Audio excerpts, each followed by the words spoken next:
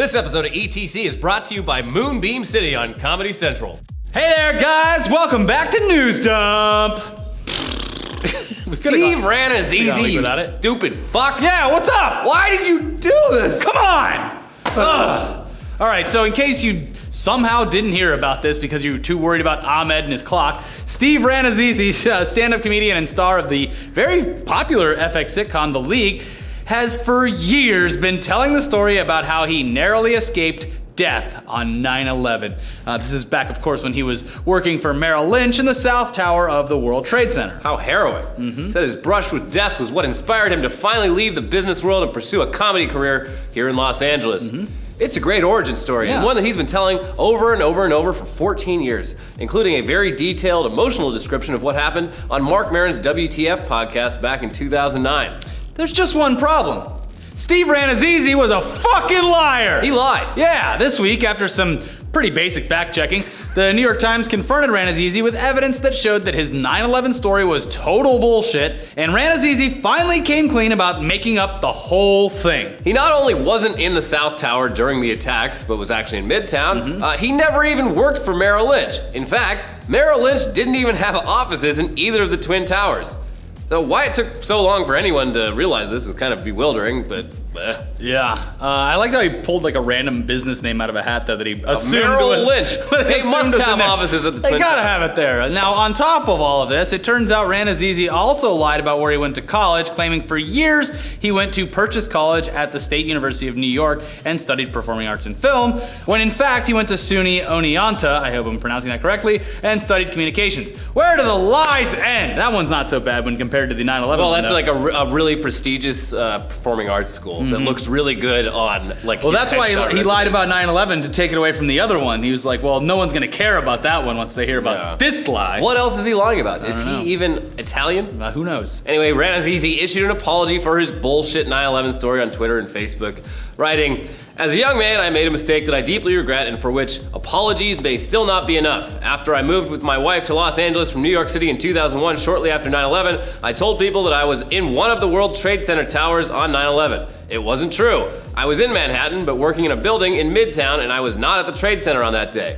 I don't know why I said this. This was inexcusable. I am truly, truly sorry. For many years, more than anything, I have wished that with silence, I could somehow erase a story told by an immature young man.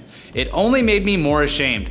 How could I tell my children to be honest when I hadn't come clean about this? It is to the victims of 9/11 and to the people that love them and the people that love me that I ask for forgiveness. It was profoundly disrespectful to those who perished and those who lost loved ones. The stupidity and guilt I have felt for many years has not abated. It was an early taste of having a public persona, and I made a terrible mistake." Yeah, you made a terrible mistake, Steve, yes. You tried to make yourself seem more interesting by piggybacking off the single biggest tragedy in American history, and you told the story over and over and over and over again. Why? This is weird. It's so weird. I was like shocked when why lie about that?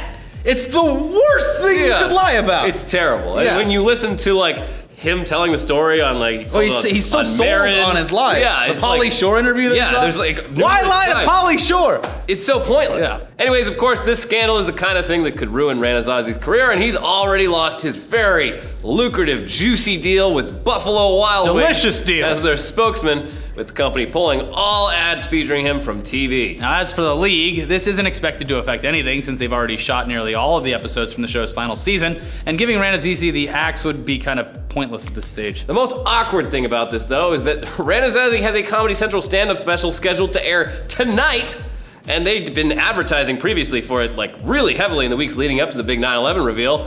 And now, if they do decide to actually air it, they still might not. Yeah. There's a whole new level of awkwardness to it that I'm sure Comedy Central is not at all happy about. Although, more people might tune in. you might be surprised how many people would turn in to watch this now. Anyways, let's move on from disgraced TV actors to a TV actor who literally can do no wrong, and who we seem to talk about on every single news dump these days because he's so damn busy, Bryan Cranston. Yeah, I'm just gonna change the name of the show to The Bryan Cranston Show. Exactly. So yeah, I know you're tired of us talking about how excited we are for this year's Trumbo and next year's LBJ movie, but in the most exciting Bryan Cranston news yet, he's now saying that he'd be totally down to revisit his first major role. Hal from Malcolm in the Middle. Years before his mesmerizing transformation from high school chemistry teacher Walter White into ruthless meth kingpin Heisenberg, Cranston was best known to audiences as the goofy, clueless, totally uncool dad on Malcolm in the Middle. Now, Malcolm in the Middle was great for its time, and it still is. It was one of the first major network sitcoms to ditch the laugh track and studio audience and shoot single camera, more like a drama, and it won a ton of Emmys and Golden Globes during its 6-year run on Fox. But anyways, during a recent interview with Entertainment Tonight Canada, Cranston was asked which role of his he'd want to return to, and he answered, "Right now, I think I look back on Malcolm in the Middle. It's been 10 years since we went off the air, and it'd be fun to pick up that guy's clothes again and be fun and sweet and adorable and hapless and clueless and afraid of everything."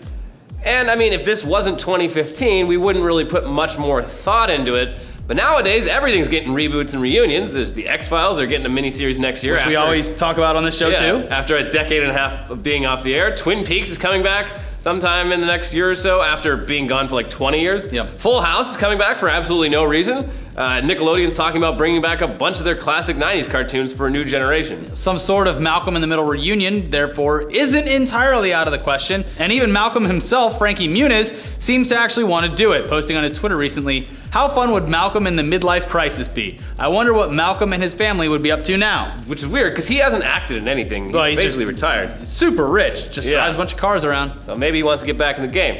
Who knows? I mean, maybe we'll see a Malcolm in the Middle miniseries or TV movie or some sort of shit at some point. Stranger things have happened, and this is something that could actually be good and funny, unlike that stupid Full House reboot that nobody asked for. Cut it out. Speaking of stupid, last week's celebrity idiot Nicole Arbour was invited on talk show The View this week to talk about her Dear Fat People video and all of the fallout from it.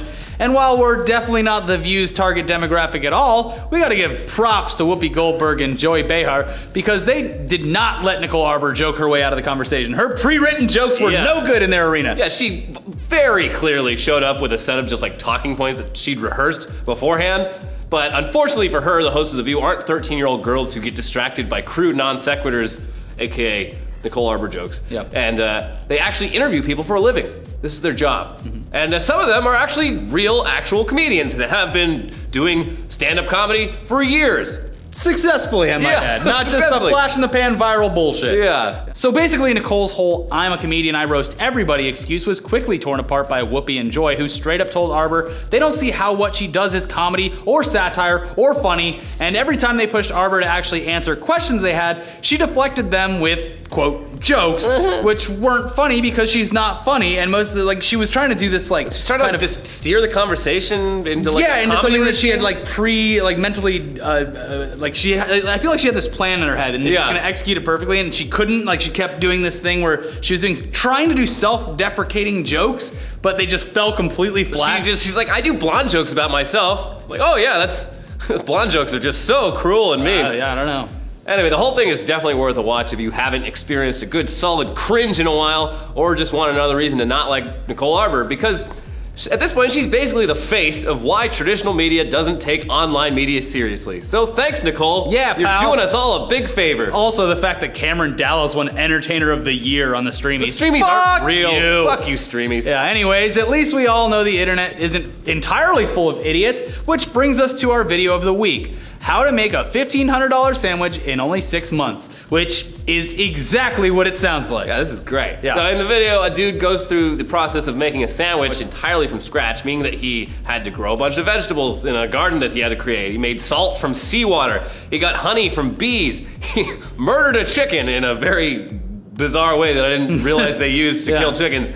He made bread from scratch, like from wheat. And so on and so on and so on. Now, it's a ridiculous stunt, but it's actually a pretty genius way to show all the different ways we depend on agriculture for food and how much we take the whole complex process for granted.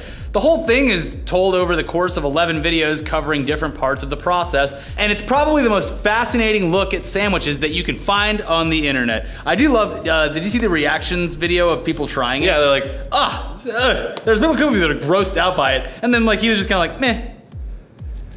Yeah, I mean, I just go up to Gelson's. They make great sandwiches. Yeah. I mean, he did it all by himself. He said he had like no agriculture experience at all. So I mean, that's why. Yeah, of course it's not gonna be a great sandwich. Yeah, but hey, props to him for doing it. Yeah. Anyways, guys, check out our Elijah Wood podcast. Check out our new episode of Tugs. Check out our new Weekly Weird. Where are we going to be next week, Elliot? We're gonna be in Honolulu, Hawaii. Woo! Shaka bra. Shaka bra. Right up, slide guitar comes in.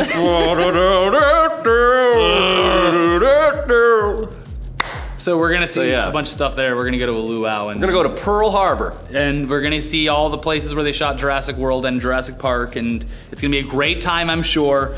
And what else? Oh, tomorrow the podcast we're gonna do a fall movie preview and a little wrap up about our appearance on Ultimate Schmodown with the Schmoes. It's good. Mark and Christian. So watch tomorrow. Have a lot of fun this weekend, guys, and we will see you from fucking Hawaii next week. Aloha. Peace.